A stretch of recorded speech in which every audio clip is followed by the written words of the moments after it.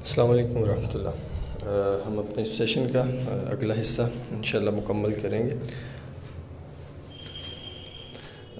Last session میں ہم نے ڈسکس کیا تھا کہ ڈونیشن اور قرضوں کے ذریعے سے کس طریقے سے اپنے ایجنڈے کو امپلیمنٹ کروایا جاتا ہے ان ممالک میں جو کہ اس چارٹر کو یا کسی شک کو قبول نہیں کرتے، کسی سیکشن کو قبول نہیں کرتے۔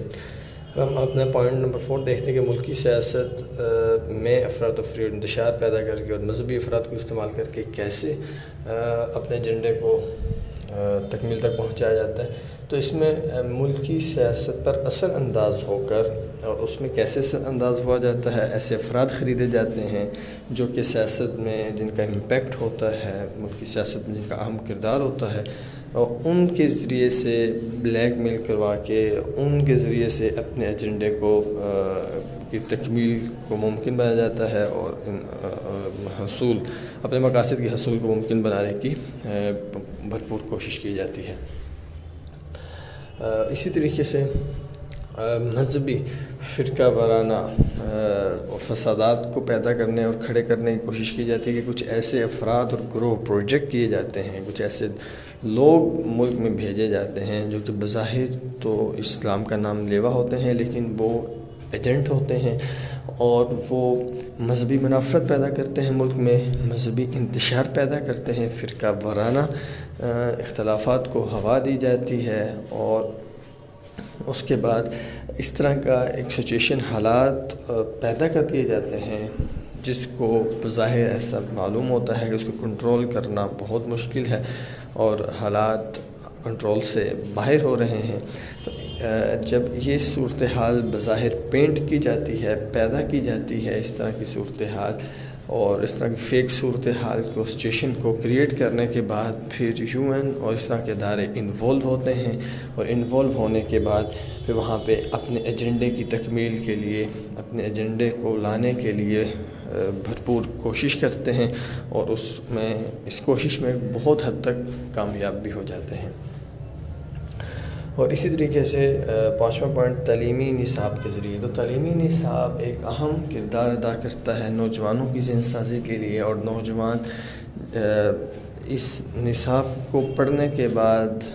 جب بڑے عہدوں پہ آ کے بیٹھتے ہیں تو جیسا نصاب ان کی ذہن سازی ہوئی ہوتی ہے اس کے مطابق ہی ان کا پھر ویژن ہوتا ہے اور اس کے مطابق ان کی پلاننگز ہوتی ہیں اور اس کے مطابق ان کے گول، اہداف اور ٹارگٹس ہوتے ہیں۔ تو اس لیے اہداف میں بڑے محتاط اندازے اور طریقے کے ساتھ اس میں سلو پوائزننگ کی جاتی ہے، ایسی چیزیں شامل کی جاتی ہیں جو کہ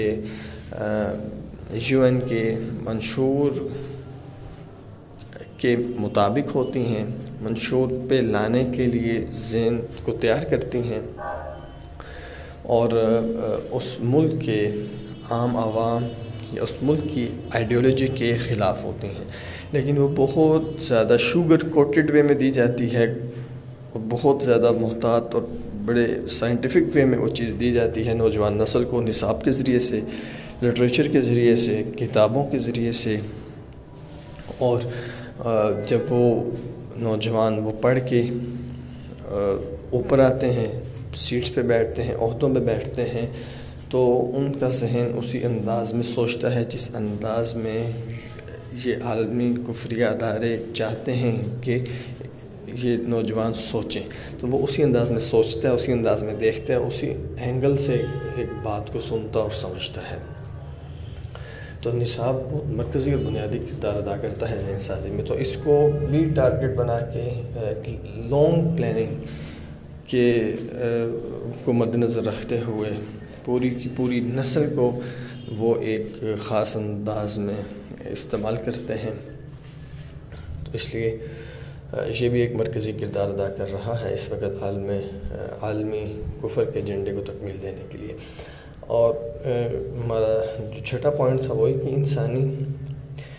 حقوق کے عالمی منشور کی راہ میں رکاوٹ جو ملکی قوانین ہے، اگر ایسا ملک ہے جس کے میں موجود ایسے قوانین جو کہ UN کے کسی چارٹر کسی شک یا چارٹر کسی شک کے سیکشن کے خلاف ہے،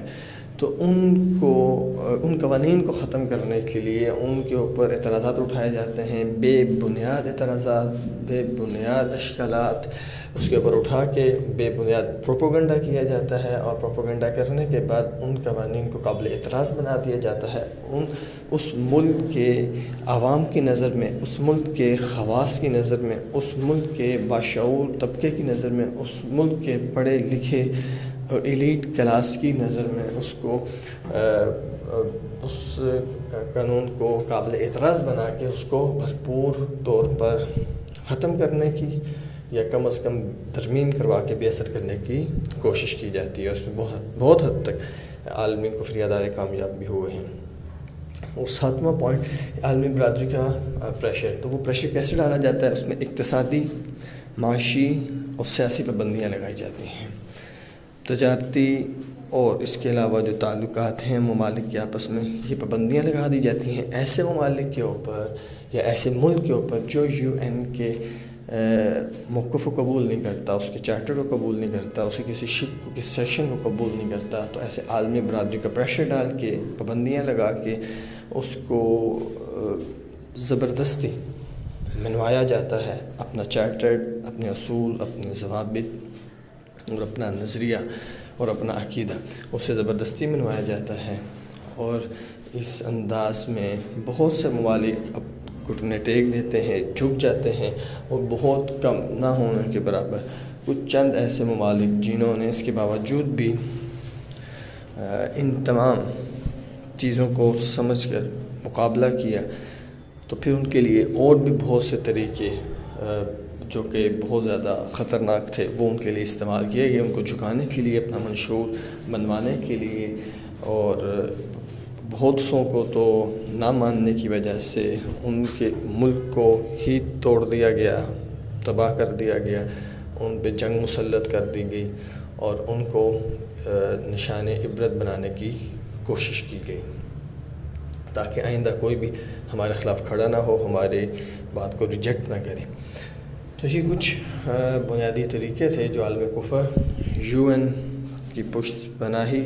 کے ذریعے سے اور UN کو سامنے رکھ کے